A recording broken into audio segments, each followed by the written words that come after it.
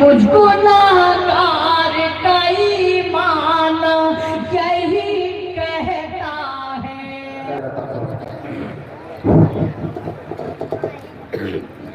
پہلی گزارش جو آپ سب جانتے ہیں، مجھے کہنے کی ضرورت نہیں ہے، ادب کے ساتھ گزارش کر رہا ہوں کہ آپ اپنے ویڈیو بند کر دیں۔ بھائی جو لوگ بھی ویڈیو بنا رہے ہیں وہ ویڈیو کیمرہ مین حضرات جو بھی ہیں بند کر دیں۔ آپ آئیڈیو ریکارڈ کر لیجئے، میری تصویر کو ریکارڈ کر کے آپ کی نیکیوں میں کوئی اضافہ نہیں ہوگا۔ کر لیں بھائی، بند کر لیں۔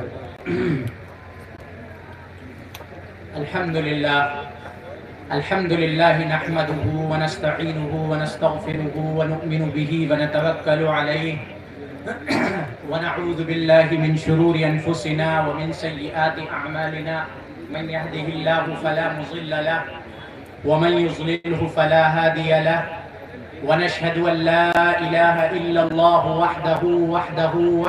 لا شريك له ونشهد أن سيدنا وحبيبنا وشفيعنا وسندنا ومولانا محمدا عبده ورسوله صلى الله تعالى على خير خلقه محمد وآله وصحبه أجمعين۔ أعوذ بالله من الشيطان الرجيم، بسم الله الرحمن الرحيم۔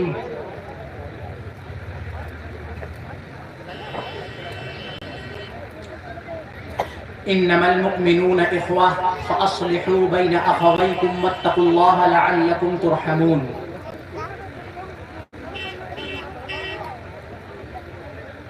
عن عقبة بن عامر رضي الله تعالى عنه قال قلت يا رسول الله ما النجاة؟ قال املك عليك لسانك وليسعك بيتك وابكي على خطيئتك او كما قال النبي صلى الله عليه وسلم۔ رب اشرح لي صدري ويسر لي امري واحلل عقدة من لساني يفقهوا قولي رب زدني علما رب زدني علما۔ اللهم صل على محمد النبي الأمي وعلى آله وسلم تسلیما۔ کامیابی تو کام سے ہوگی نہ کہ حسن کلام سے ہوگی۔ خواجہ عزیز الحسن مجذوب رحمۃ اللہ علیہ، جو حضرت شیخ حکیم الامت مولانا اشرف علی تھانوی رحمۃ اللہ علیہ کے خلیفہ تھے اور بہت چہیتے خلیفہ تھے، وہ بہت عارفانہ اور عاشقانہ کلام فرمایا کرتے تھے۔ فرماتے ہیں خواجہ صاحب کہ کامیابی تو کام سے ہوگی نہ کہ حسن کلام سے ہوگی، ذکر کے التزام سے ہوگی، فکر کے اہتمام سے ہوگی۔ جو لوگ ابھی تک کھڑے ہوئے ہیں، ناظم صاحب مسلسل اپنی پوری طاقت اسی پر خرچ کر رہے ہیں آپ لوگوں کو بٹھالنے پر۔ میں ایک اور بات کہہ دیا کرتا ہوں جو تھوڑا سا عجیب ہے، لیکن عرض کیے دیتا ہوں کہ اللہ تعالیٰ نے کھڑے ہونے کے لیے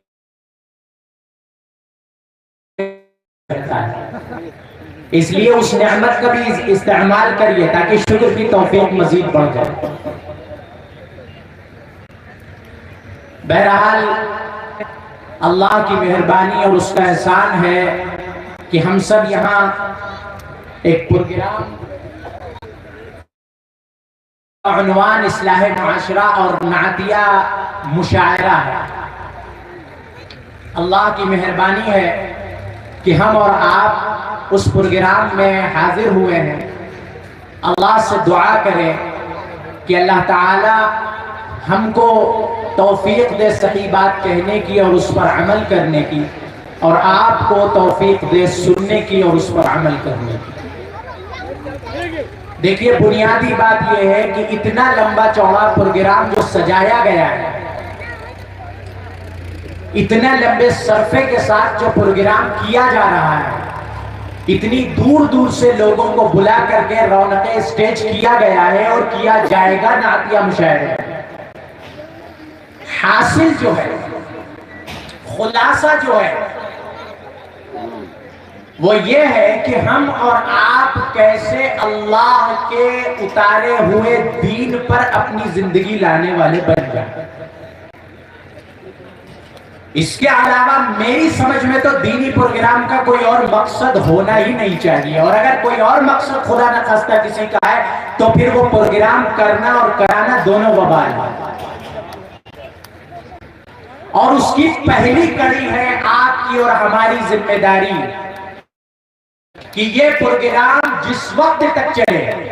ویسے بہتر تو بات یہی نظر آتی ہے، اب بڑے بھی ہمارے یہی فرماتے ہیں کہ ایک طرف جلسے کا انعقاد ہو، پھر کبھی اور محفل لگ جائے مشاعرے کی، کبھی مشاعرے کی محفل لگ جائے، کبھی اور جلسے کا معاملہ ہو جائے، تاکہ دونوں چیزیں بیلنس بنی رہیں۔ لیکن بہرحال اب یہ بھی ایک سلسلہ چل پڑا ہے۔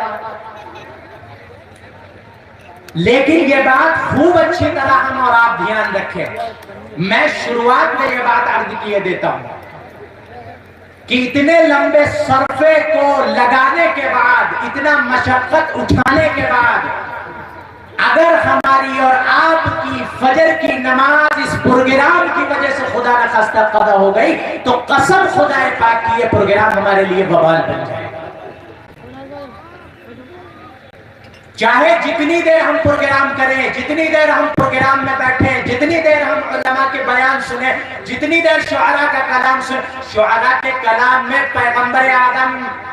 اللہ کے پیغمبر جناب محمد رسول اللہ صلی اللہ علیہ وسلم کی مدح سرائی ہے۔ آپ کے پیغامات اشعار کی شکل میں ہے، آپ کے احکامات اشعار کی شکل میں ہے، آپ کی دین کی تبلیغ اشعار کی شکل میں ہے۔ اشعار اتنے متبرک ہیں، اشعار اتنے عمدہ چیز ہے کہ پیغمبر اعظم صلی اللہ علیہ وسلم نے اپنا کلام کہنے کے لیے، اپنی تعریف کے لیے، کیوں اللہ کے پیغمبر کی تعریف بھی ہے۔ اور عبادت اگر خدا نہ خواستہ کسی اور مقصد کے لیے ہو جائے تو وہی عبادت اللہ کے ہاں ہمارے لیے نقصان کا سبب بن سکتی ہے۔ اس نعتیہ مشاعرے کو ہم شرکت میں لائیں اور سنیں، اور اس کے بعد خدا نہ خواستہ اگر ہماری نماز چلی گئی تو یہ ہمارے لیے نقصان کا سبب ہے۔ اس لیے نیت کرے ہر ایک کہ پروگرام جتنی دیر اب طے ہو چکا ہے چلے، لیکن ہم اور آپ فجر کی نماز پڑھے بغیر انشاءاللہ بستر پہ نہیں جائیں گے۔ کر رہے ہیں نیت انشاءاللہ؟ انشاءاللہ۔ جزاکم اللہ۔ تو میں عرض یہ کر رہا تھا کہ اللہ پاک کی مہربانی اور اس کا احسان ہے کہ اس نے ہمیں اور آپ کو اس پروگرام میں بیٹھنے کا موقع دیا ہے۔ میں نے آپ کے سامنے ایک حدیث پڑھی ہے قرآن پاک کی آیت کے بعد، جس کے اندر اللہ پاک کے پیغمبر علیہ السلام نے ایک سوال کے جواب میں مسلمانوں کی نجات کا ایک ذریعہ بتایا۔ اللہ نے اپنے پیغمبر کو ایک کیمیا دیا ہوا تھا، آپ کو جوامع الکلم ہونے کا معجزہ حاصل تھا، یعنی آپ مختصر وقت میں مختصر کلمات میں ایسی بات کہہ دیتے تھے جس کی تشریح کرنے والا اگر کرنے بیٹھے تو کئی صفحات کے بعد بھی وہ یہ نہیں کہہ سکتا کہ میں نے اس کلام کی وہ اللہ کے پیغمبر علیہ السلام کی زبان مبارک سے ہمارے اور آپ کے لیے وہ کیمیا، وہ نسخہ، وہ دوا ہمیں اور آپ کو دلوائی۔ سوال کرتے ہیں صحابی رسول ہمارے آپ کے جیسے ہوتے تو یہ پوچھتے یہ بتاؤ کہ ذرا کیسے جو ہے ہمارا کاروبار بڑھ جائے گا، کیسے بینک بیلنس بڑھ جائے گا، کیسے فینڈ فالوئنگ بڑھ جائے گی، کیسے ہمارے روپیے میں اضافہ ہو جائے گا۔ لیکن صحابہ کی نظر آخرت پر ہوا کرتی تھی، صحابہ آخرت کے علاوہ کسی چیز کے بارے میں سوچتے نہیں تھے، صحابہ کسی چیز کے بارے میں آخرت کے علاوہ کوئی فکر نہیں کرتے تھے۔ ان کا مشن، ان کا اٹھنا بیٹھنا، ان کا ملنا جلنا، حتیٰ کہ ان کے اپنے جو شوق ہوا کرتے تھے وہ بھی صرف اس لیے ہوا کرتے تھے کہ اس سے اللہ کا کلمہ ہمیں بلند کرنا۔ اور وہ صحابی رسول عرض کرتے ہیں کہ اے اللہ کے پیغمبر ہمیں وہ نسخہ بتا دیجئے، ہمیں وہ دوا بتا دیجئے، ہمیں وہ علاج بتا دیجئے کہ دنیا میں ہم رہیں لیکن شیطان کے حملوں سے بچ جائیں، دنیا میں ہم رہیں لیکن دنیا کی خرافات ہمارے دامن میں نہ لگنے پائے، دنیا میں رہتے ہوئے ہمیں آخرت کی فکر کیسے نصیب ہو سکتی ہے، دنیا میں رہتے ہوئے ہم کیسے آخرت میں کامیاب ہو سکتے ہیں۔ اللہ کے پیغمبر سے صحابی رسول یہ سوال کر رہے ہیں، اللہ کے پیغمبر نے وہ نسخہ بتایا اور فرمایا املک علیک لسانک، اے عقبہ اپنی زبان کو قابو میں رکھو۔ پہلی بات جو فرمائی پیغمبر اعظم صلی اللہ علیہ وسلم نے، وہ فرمایا کہ اپنی زبان کو قابو میں رکھو. یہ زبان ایسی ہے جس کے بارے میں ایک دوسری جگہ اللہ کے پیارے پیغمبر علیہ السلام ارشاد فرماتے ہیں کہ یہی زبان انسان کو نجات دلا سکتی ہے، یہی زبان انسان کو جنت کے اعلیٰ مراتب تک لے جا سکتی ہے، اور یہی زبان انسان کو اللہ کی بنائی ہوئی جہنم کے آخری حصے تک پہنچا سکتی ہے.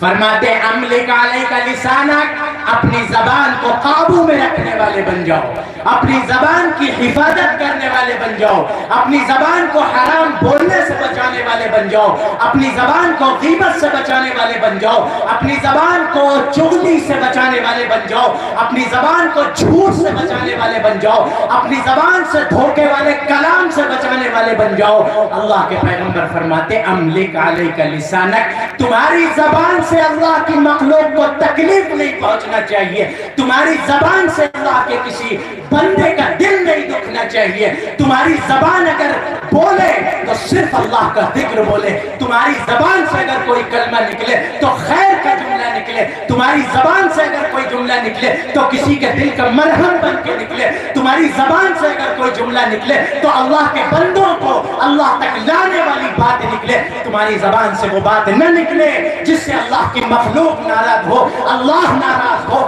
اللہ کے پیغمبر ناراض ہو. تمہاری زبان سے وہ جملہ نہ نکلے جس سے کسی کو تکلیف ہو، تمہاری زبان سے وہ جملہ نہ نکلے جس سے کسی کا دل دکھے، تمہاری زبان سے وہ بات نہ نکلے جس سے کسی کے دل پر آرے چل جائے. املک علیک لسانک، اللہ کے پیغمبر فرماتے ہیں کہ اے عقبہ اپنی زبان کو قابو میں رکھنا.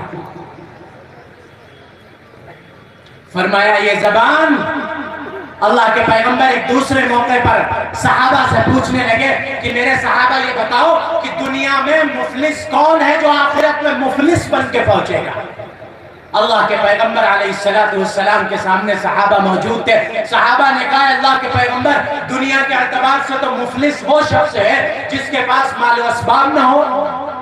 جس کے پاس کھانے پینے کا سامان نہ ہو، ضروریات کو پورا کرنے کا سامان نہ ہو. اللہ کے پیغمبر علیہ السلام نے فرمایا نہیں،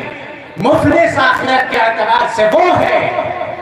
جس نے دنیا میں رہتے ہوئے نمازیں بھی پڑھی ہوں گی، زکات بھی دی ہوگی، حج بھی کیا ہوگا، صدقہ بھی دیا ہوگا، لیکن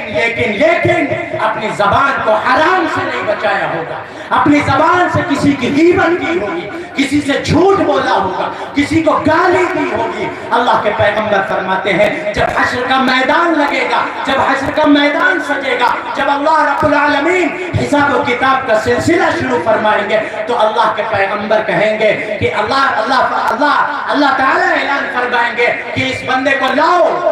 اور اس نے جس کا دل دکھایا ہے، جس کو گالی دی ہے، جس کو ستایا ہے، جس کو تکلیف دی ہے، جس کو کسی بھی طریقے سے اس کی وجہ سے پریشانی کا سامنا کرنا پڑا ہے، ان سب کو بلا کر لے آؤ. اعلان ہوگا کہ اس کی جتنی نیکیاں ہیں وہ ان سب کو دے دی جائے جس کو اس کی زبان کی وجہ سے تکلیف اٹھانی پڑی. اور فرمایا کہ جو ان کے پاس وبال ہو، جو ان کے نامہ اعمال میں گناہ ہو، جب اس کی نیکیاں ختم ہو جائیں اور اس کے پاس دینے کے لیے کچھ نہ بنے تو اس کے جتنے لوگ موجود ہیں جن کو یہ دنیا میں ستا کر آیا ہے، جن کو یہ دنیا میں تکلیف دے کر کے آیا ہے، جن کا دل دکھا کر کے آیا ہے، ان کے وبال جتنے بھی ہیں گناہوں کے سب اس کے اوپر ڈال دیے. ہم اور آپ بہت آسان سمجھتے ہیں، زبان سے کچھ بھی کہہ دیا، اور کہتے کیا ہیں بہت آسانی سے، میں تو اس کے سامنے کہہ سکتا ہوں. سامنے کہنے کا سوال نہیں ہے. اللہ کے پیغمبر فرماتے ہیں کہ غیبت ایسی چیز ہے جو زنا کرنے والا ہے زنا میں کم گناہ پاتا ہے، غیبت کرنے والا اس سے زیادہ گناہ پاتا ہے. الغیبت اشد من الزنا. کیوں فرمایا؟ اس لیے فرمایا کہ جس کی غیبت کی گئی ساری کائنات سے انسان معافی مانگ لے، ساری عمر سجدے میں گزار دے، ساری عمر تلاوت کرتا رہے، ساری عمر تسبیحات پڑھتا رہے، لیکن جس کی برائی کی ہے زبان سے، جس کو دل دکھایا ہے، جس کے بارے میں برے کلمات کہے ہیں، جس کو رسوا کیا ہے، جس کو ذلیل کیا ہے، اللہ کے پیغمبر فرماتے ہیں کہ اللہ اپنے حقوق کو معاف کرے گا، بندے کے حق کو اللہ معاف نہیں کرے گا، اور فرمائے گا جاؤ اس سے اپنا معاملہ صاف کرا کے آؤ۔ املک علیک لسانک، اپنی زبان کی حفاظت کرو۔ اللہ کے پیارے پیغمبر فرماتے ہیں کہ اپنی زبان کی حفاظت کرو۔ اور دوسرا جملہ اللہ کے پیارے پیغمبر علیہ السلام نے جو ارشاد فرمایا وہ یہ تھا کہ وَبْكِ عَلَى خَطِيئَتِكَ، اپنی خطاؤں پر، اپنی غلطیوں پر رونے والے بن جاؤ، اپنے گناہوں کا کفارہ کرا لو، اپنی آنکھوں سے آنسو نکالو اور اللہ سے اپنے گناہوں کو معاف کرا لو۔ اللہ کے پیغمبر علیہ السلام کے ارشاد کا مفہوم ہے کہ اللہ نے حرام کر دیا اس آنکھ کو، اس جسم کو جس کی آنکھ کا آنسو اللہ کے خوف سے گرا، اللہ کی یاد میں گرا، اللہ کے لیے گرا۔ اللہ فرماتے ہیں کہ اللہ اس آنکھ کو، اس جسم کو آگ کا حصہ نہیں بنائے۔ فرمایا کہ جو شخص اللہ کے خوف سے روتا ہے، اللہ کے خوف سے اپنی آنکھوں کو بھگوتا ہے، کب بھگوتا ہے؟ مسجد میں بیٹھے ہیں، پیچھے 100 لوگ بیٹھے رو رہے نہیں،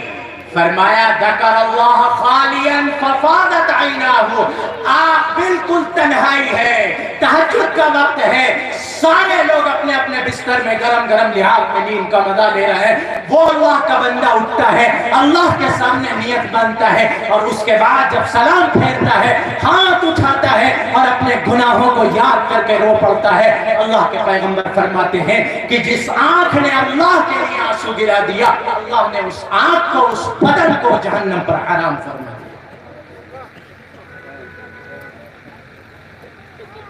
ہماری آنکھیں، افسوس یہ ہے کہ کسی نامحرم کے عشق میں، اس کی محبت میں، اس کی جدائی میں تو گر سکتا ہے آنکھ سے آنسو، لیکن اللہ معاف کرے، اللہ معاف کرے، اکثر و بیشتر ہم سے یہ غلطی ہو جاتی ہے کہ اللہ کی یاد ہی نہیں آتی ہے، اور اگر آ بھی گئی تو تجارت والے انداز میں نماز میں پہنچے، امام صاحب نے جتنی دیر ہاتھ اٹھائے اتنی دیر ہم نے ہاتھ اٹھائے، امام صاحب نے جن باتوں کو دہرایا ہم نے آمین کہا، بعد میں 2 منٹ ہمارے لیے بھاری پڑتے ہیں۔ ایسا لگتا ہے جیسے مسجد میں ہمارے اوپر کوئی سودی قرضدار ہمارا قرض خواہ بیٹھا ہے، اگر ابھی ہم مسجد میں رک گئے تو ابھی ہم سے اپنے قرض کا مطالبہ کر دے گا۔ اللہ کی پناہ، اللہ کی پناہ، جس جگہ کو ہمارے لیے آرام کا سامان بتایا گیا، جس جگہ کو ہمارے لیے ایمان کی علامت بتایا گیا، اللہ نے فرمایا انما یعمر مساجد اللہ من آمن باللہ والیوم الاخر، اللہ کے بندے وہ لوگ صحیح معنی میں ایمان والے کہلائے جانے کے لائق ہیں، صحیح معنی میں وہ لوگ ایمان والے ہیں جو مسجدوں کو آباد کرتے ہیں، مسجدوں میں اپنا وقت لگاتے ہیں، مسجدوں میں جا کر کے ٹھہرتے ہیں۔ ہمارا آپ کا حال یہ ہے کہ عبادت کے لیے دعا مانگنا تو بڑی دور کی بات ہے، باتوں اللہ کے سامنے اپنے آپ کو پیش کرنا تو بڑی دور کی بات ہے۔ وہ 4 رکعت پڑھی اور اس کے بعد یوں سر پٹ بھاگتے ہیں، اللہ معاف کرے جیسے لگتا ہے ہمارے پیچھے کوئی بہرانا کتا لگا ہوا ہے،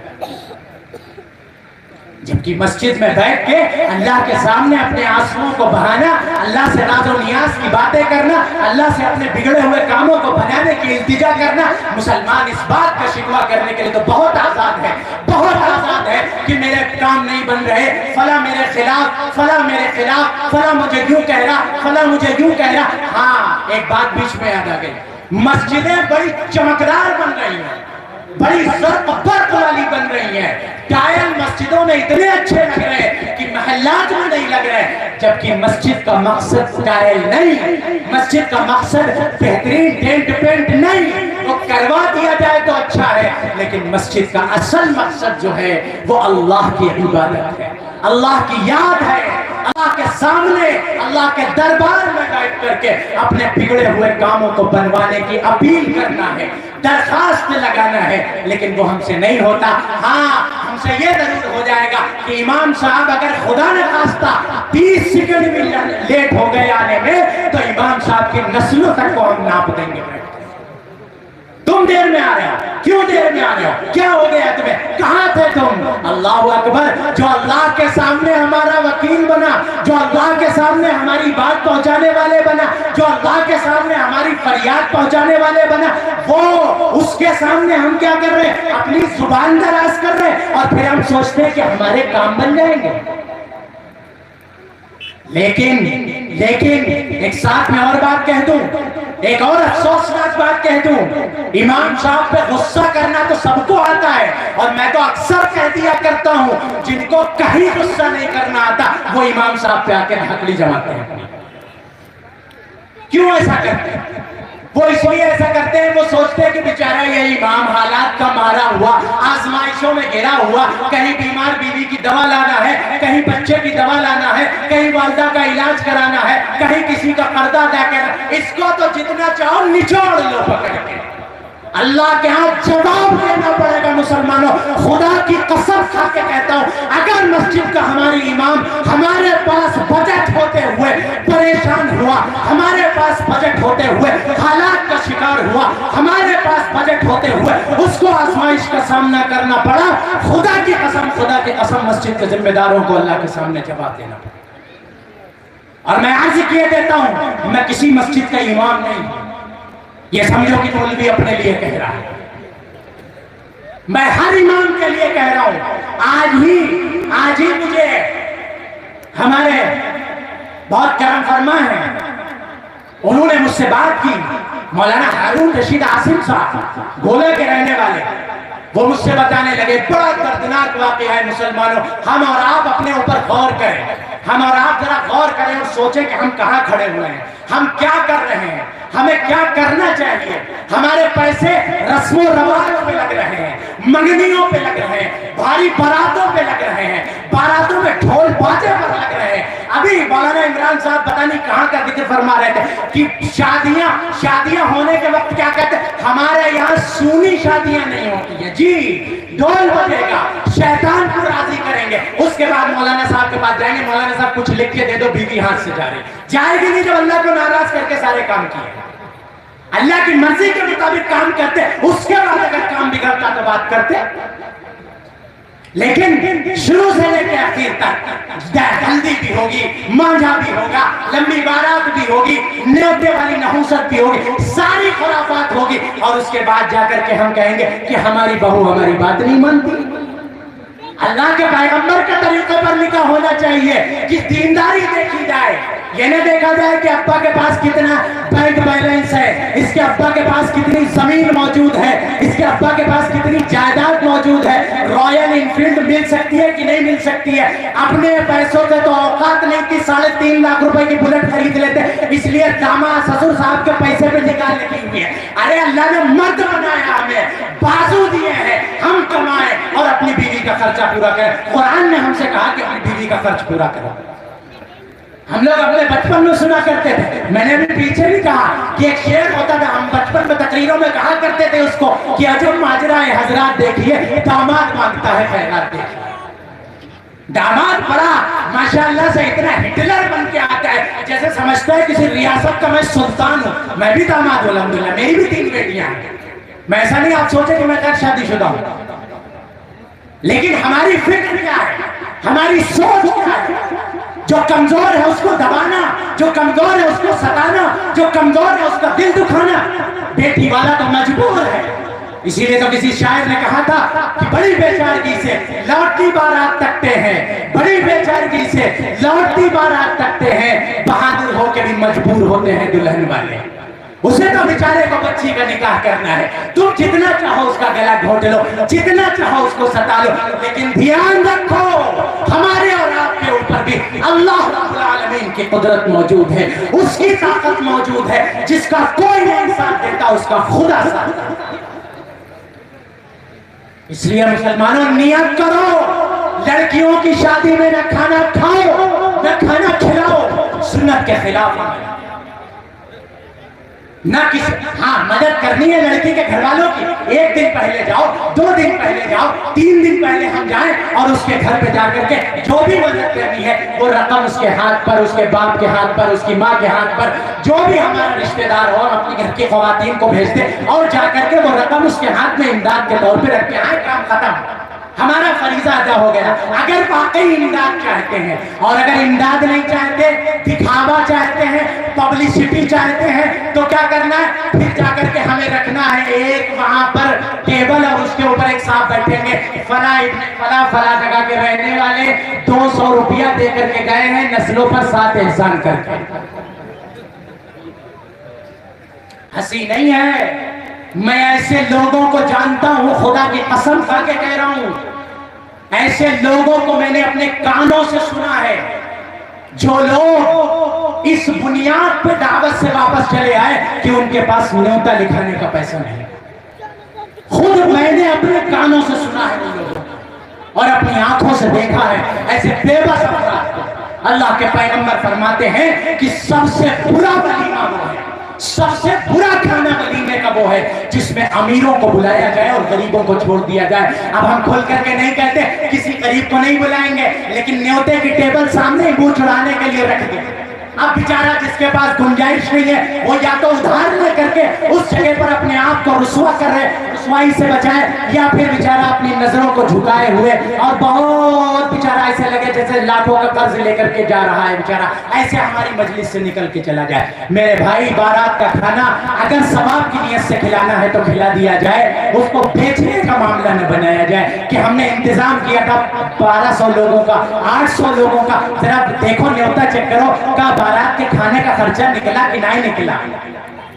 یہ نیت نہیں ہونی چاہیے میرے بھائی۔ پیغمبر آدم علیہ السلام نے 2 نکاح کیے ہیں، 2 نکاح فرمائے ہیں اپنی ازواج مطہرات میں سے، تو ہم بھی ولیمہ کر سکتے۔ آپ نے نکاح تو 11 فرمائے، لیکن ولیمہ آپ نے 2 جگہ آپ سے ثابت ہے ولیمہ کرنا۔ اگر ولیمے کو آپ علیہ السلام کی ابتدا میں کرنا چاہتے ہیں تو ہمارے لیے بہتر یہ ہے کہ مختصر جتنا اپنی جیب گنجائش دے، یہ نہیں کہ ہاں وہ ایک لاٹری نیوتے کی شکل میں نکل کے آئے گی، اس کے بھروسے پہ ادھر سے بھی قرض لے لیا ادھر سے بھی قرض لے لیا اور پتہ چلا نیوتا پھسپھسا گیا تو اپنا ادھار سود والا چڑھا پڑا ہے اپنے۔ نہیں، اپنی جیب جتنی گنجائش دے اتنے کا ولیمہ کر کے اور چھٹی کریں، اور جو آ جائے السلام علیکم وعلیکم السلام، بھائی آپ کا بہت شکریہ، آپ ہمارے گھر تشریف لائے، آپ نے ہمارے گھر کو زینت بخشی، ہماری دعوت میں شرکت کی، اللہ آپ کو جزائے خیر۔ یہ ہے صحیح طریقہ۔ ہدیے کا لین دین لکھا پڑھی میں نہیں ہوتا، ہدیے کا لین دین چپ چاپ ہوتا ہے۔ خیر، میں آج یہ کر رہا تھا کہ مولانا ہارون رشید عاصم صاحب نے آج ہی مجھ سے بات ہو رہی تھی، اتفاق سے وہ ایک امام صاحب کا حال بتانے لگے۔ مسلمانوں، قسم خدا پاک کی، آپ اور ہم ذرا اپنے دل پر ہاتھ رکھ کر سوچیں اور دیکھیں کہ ہمارے آس پاس تو اس قسم کا کوئی معاملہ تیار نہیں ہو گیا ہے، کیا ہمارے اور آس پاس بھی تو کوئی اس قسم کی حالت کا شکار نہیں ہے؟ وہ فرمانے لگے کہ ہمارے گھر کا نہیں واقعہ انہوں نے بتایا، کہنے لگے میں کسی جگہ سفر میں گیا تھا اور فرما رہے تھے کہ مجھ سے ایک امام صاحب ملے اور امام صاحب مجھ سے بتانے لگے، عبرتناک واقعہ ہے، خون کے آنسو رلا دینے والا واقعہ ہے یہ۔ جتنا انتظام ہم لوگ کرتے ہیں نا تمام چیزوں میں، تو ایسا لگتا ہے کہ ہم لوگ کس کے آہوں کا وبال لیے اپنے سر پر پھر رہے ہیں کہ مسجد میں ٹائل لگوا دیا، مسجد میں تمام خوبصورتی رکھ دی، بہت اچھی بات ہے مسجد کو خوبصورت بنانا، لیکن وہ شعر نہ ہمارے اوپر صادق آئے کہ مسجد تو بنا دی شب بھر میں ایمان کی حرارت والوں نے، من اپنا پرانا پاپی تھا برسوں میں نمازی بن نہ سکا۔ ہمیں تو اس قسم کا ہونا چاہیے کہ ہم اور آپ امام کا خیال رکھیں۔ تو امام کے حال کے بارے میں انہوں نے بیان فرمایا کہ امام صاحب کہنے لگے، آنکھوں میں آنسو بھر کر کے کہنے لگے مولانا 4 سال ہو گئے ہیں میں اپنے بچوں کے لیے گرم کپڑے نہیں خرید سکا ہوں۔ مسلمانوں، میری آنکھوں سے کیا دل سے آنسو اس وقت گر رہے ہیں، خدا کو حاضر ناظر جان کے کہہ رہا ہوں، سوچ رہا تھا کہ آخر یہ ٹائل، یہ پتھر، یہ رقبت، یہ رونا اللہ کے ہاں ہمارے حساب کتاب میں وبال کا ذریعہ نہ بن جائے۔ 4 سال میں اولادیں ان کے قد کہاں پہنچ جاتے ہیں، وہ کہاں پہنچ جاتی ہیں اپنے بڑے ہونے کے اعتبار سے۔ سوچئے اس امام کے اوپر کیا بیتتی ہوگی جب وہ اپنے بچوں کو ٹھنڈ سے ٹھٹھتا دیکھتا، جس امام کے پاس جاڑے کے گرم کپڑوں جیسی ضروری چیز لینے کے لیے پیسہ نہیں ہو، اس امام کے پاس اپنے شوق پورے کرنے کے لیے کیا پیسہ ہوگا؟ مسلمانوں، ہمارے بجٹ میں، ہمارے لاکر میں لاکھوں روپے بھرے پڑے ہو اور ہمارا امام اس قسم کرسی کی زندگی گزار رہا ہو، اللہ کے ہاں جواب نہیں دیتے بنے گا ہم سے۔ اور دوسری بات جو بہت ضروری ہے وہ عرض کر کے میں اپنی جگہ لے رہا ہوں کیونکہ وقت میرا مکمل ہو رہا ہے. اللہ کے پیارے پیغمبر علیہ السلام نے فرمایا کہ اپنی آنکھوں کو رونے والا بنا. ہم رونے والے بن جائیں, اپنے گناہوں پر رونے والے بن جائیں, امت کے غم میں رونے والے بن جائیں, امت کے بچوں کو امتداد کی کیفیت پر رونے والے بن جائیں, اپنے گناہوں پر رونے والے بن جائیں, اپنے بچے اور بچیوں کی بیراروی سے رونے والے بن جائیں, اپنے آپ کو حرام کاموں سے نہ بچانے کی وجہ سے رونے والے بن جائیں. میں عرض کر رہا تھا مسلمانوں کہ ہمیں اور آپ کو ایک ضروری کام کرنا ہے. چاہے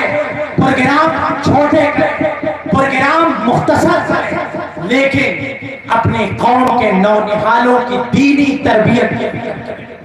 اپنی قوم کے نونہالوں کے لیے مکتب کو مضبوط کریں, جو مکتب قائم ہے اس کو مضبوط کرنے کی فکر کریں. یہ نہ سوچیں کہ نیا مکتب بنا کر کے میں 1.5 اینٹ کی مسجد بنا لوں. نہیں, جو مکتب موجود ہے, اگر گاؤں میں مکتب موجود ہے, وسعت کا مظاہرہ کرتے ہوئے, اعلیٰ ظرفی کا مظاہرہ کرتے ہوئے ہم اپنے آپ کو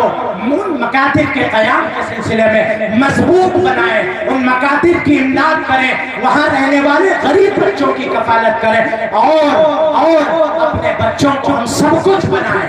ڈاکٹر بنائیں, انجینئر بنائیں, پروفیسر بنائیں, جو اللہ توفیق دے سب بنائیں, لیکن اپنے بچے کو سب سے پہلے مسلمان بنائیں. مکتب کی تعلیم شروع کرنا ہے, دینی تعلیم اپنے گھر میں, اپنی مسجد میں, اپنے محلے میں ہمیں شروع کرنا ہے, اور اس کے لیے ہمیں اپنے بجٹ کو خاص کرنا ہے. ہم اتنے بڑے پروگرام کے لیے پیسہ دے سکتے ہیں, ہم مہنگی شادیوں کے لیے پیسہ دے سکتے ہیں. مسلمانوں, میں نے ایک جگہ اور بھی تجویز پیش کی تھی, یہاں بھی تجویز پیش کر کے جا رہا ہوں, اور جتنے میرے بھائی موجود ہیں جہاں سے آئے ہوں سب کی خدمت میں تجویز پیش کر کے جا رہا ہوں کہ ہم جہاں رہیں, جس بستی میں رہیں, جس بستی میں جائیں, جس بستی میں اپنے آپ کو آباد کریں, ہم وہاں کے لیے فکر کریں کہ ہماری قوم کا بچہ سب سے پہلے اللہ کا کلمہ اور اللہ کے نبی کی تعلیم کے بنیادی جو ارکان ہیں ان کو جاننے والا بن جائے. اور اس کے لیے میں بہت مختصر اور معمولی تجویز آپ کے سامنے رکھتا ہوں. اگر کرنا چاہیں,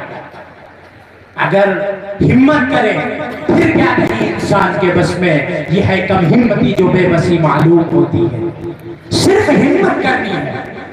اولا جو مکاتب موجود ہیں ان کو مضبوط کرنا ہے, ان کے اندر جو پڑھانے والے ہیں ان کو بھرپور تنخواہ دینی ہے, اور ان سے بھرپور کام لینا. پیسہ ان کو کم